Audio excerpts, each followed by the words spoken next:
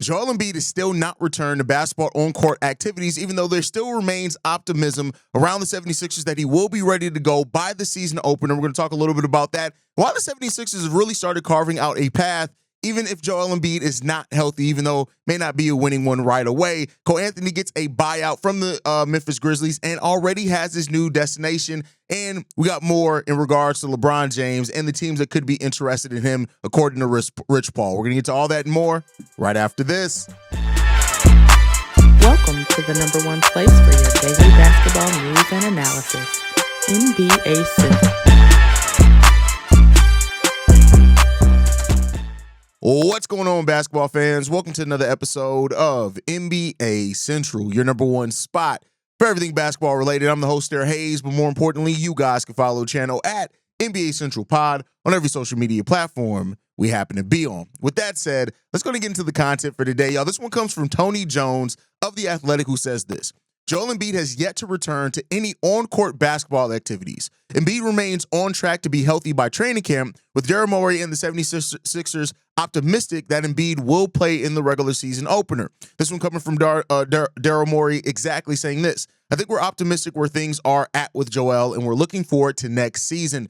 Joel Embiid, who only played 19 games last season, he was ruled out in late February, and unfortunately, Joel Embiid he was never able to stay healthy. Now, he wasn't the only one on that Philadelphia 76ers team. You look at Paul George, who had injury issues, Jared McCain, who flashed some things. His season ended up ending early with injury as well. There was just a lot of injuries. Tyrese Maxey spent his time on the injury list as well. And so all those things coming into this, the Philadelphia 76ers, we know they had a very disappointing last year, only winning 24 games after they put together a team that they hoped was going to put them in place to really compete in the Eastern Conference. And I've been somebody who has been pretty vocal in regards to, I personally feel like that the 76ers need to start, even if they don't want to move Joel Embiid, they have to start laying the groundwork to where they can have a team that is competitive, at least for a playing spot without Joel, and keep building on that pathway. And then when Joel's healthy, cool, he can take you over the top. Or if you continue building this thing and have Joel Embiid in mind, is like when he's healthy, it's great. When he's not, we still got to be good. And I think the 76ers have started forging that path quite a bit, right? You look at Tyrese Maxey, already having him, how he stepped up as a leader for that team last year, even sometimes calling out Joel Embiid on some of his shit.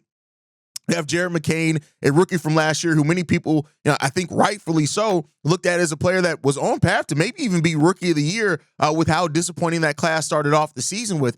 There was 15 points per game in 23 games for them last year, 46% shooting from the field as well, 38% shooting from three, taking 6 3-pointers per game, a little over 2 rebounds, a little over 2 assists per game. Now, there is some size issue there at 6'3", 195 pounds, but then they went out and got VJ Edgecombe in this year's draft, and Edgecombe, a player that's going to be a two-way player, especially what he's going to be able to bring defensively, is definitely going to be able to slide in there as well. And so you have those 3 players that really look like they're going to be part of a new young core nucleus for you that you can start doing some things around. And Dembana is another guy that I really like on that team. Quentin Grimes, a guy that came on last year for that Philadelphia 76ers team when kind of everybody went down, how his career has gone with multiple different teams as well. So the 76ers are starting to build something. Now, I will say, all those players that I just mentioned, for the most part, except for Bana, all are basically guards. So you got that to look out for as well. But if Paul George and Joel Embiid can, I would say this: if Joel Embiid can play 60 to 65 games this year and be healthy by playoff time, I think the 76ers team can definitely make the playoffs. I even think they can contend for a top 6 seed with, the Pacers taking a step back. We'll see how good Boston is. I think Boston's still going to be pretty damn good. But we'll see, right? So got Justin Edwards there as well. Like I said, at Dembana, you drafted Johnny Brome, who I like a lot potentially on this team and what he can bring as a role player there. And I think quietly, all things kept, is that the 76ers have a solid team here. Now, I'm not going to say that they are a team that I think is going to be top 4 or 5 or anything in the Western Conference. If Joel Embiid cannot stay healthy, that is a key part in this. You do need Joel Embiid to be healthy if you want to contend for that top 6. But I think this is definitely a team that's going to be in the play-in area next year, even if Joel Embiid does not have a super healthy season. But you want Joel, if Joel is going to be on your roster, if you're going to be paying him, you want him to be healthy. It's just as simple as that. He's not been able to stay healthy. here recently, really even over his career at all. And that's always been something that held the 76ers back. Now, when he is healthy, and even when he's not, you look at him in the 2024 playoffs with Ball's palsy, look at what he went out and put on with half his face numb, right? Like, there's no doubt what Joel can be when he's on the court. The question is how much is he going to be on the court? And how much do the 76ers start betting on that going forward into their future and still relying on what Joel Embiid can be?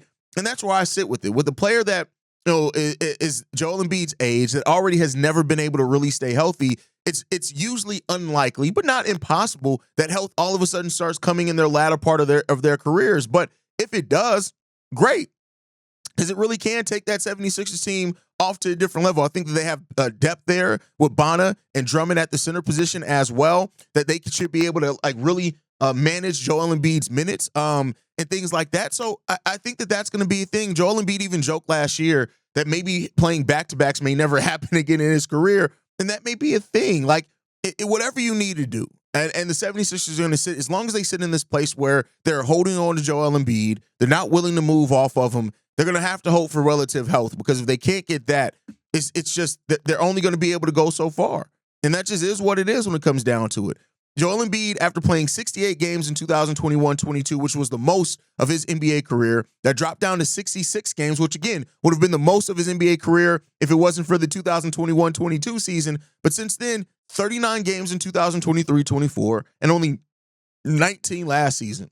You just need more of Joel Embiid. He has to play at least 60 games.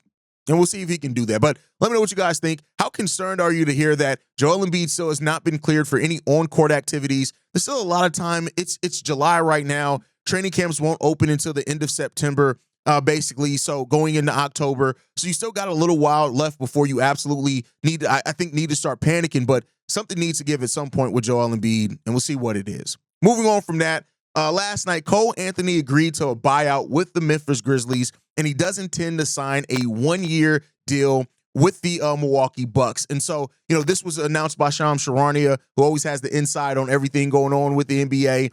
And this is a nice deal for the Bucks. What have I said before with the Bucks? Getting players that are cost-effective, but maybe can do something for your team. Cole Anthony has been a very flawed player. I think most people can agree with that over his NBA career. He's had some flashes, had some moments where he's looked pretty decent, of course, has Cole Anthony. But overall, I would say that Cole Anthony he's been a player that is cool, right? And he does some things well out there. But for the most part, when you look at Cole Anthony and what he provides to an NBA team, it's just a lack of consistency, almost no defensive upside at all for Cole Anthony, not even remotely. And that's something that definitely hurts Cole Anthony there. The defense is not there. It has not been there. It doesn't shape up to be there for his career. And the Milwaukee Bucks sit right now as Cole Anthony may be their only actual point guard on the roster. You got Kevin Porter Jr., right, who is listed as a point guard, but we all know that his game isn't necessarily a point guard suited game, right?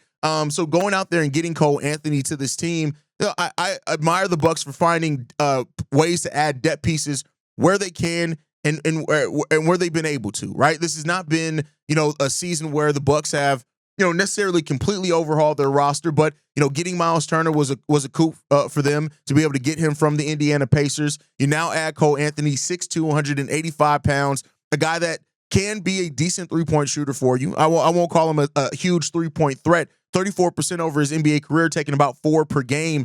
So there's that part of it. But he has been a player that until last year, he averaged double-digit points per game every year of his career before last year, where he kind of got phased out, down to 18 minutes per game last year for the Orlando Magic.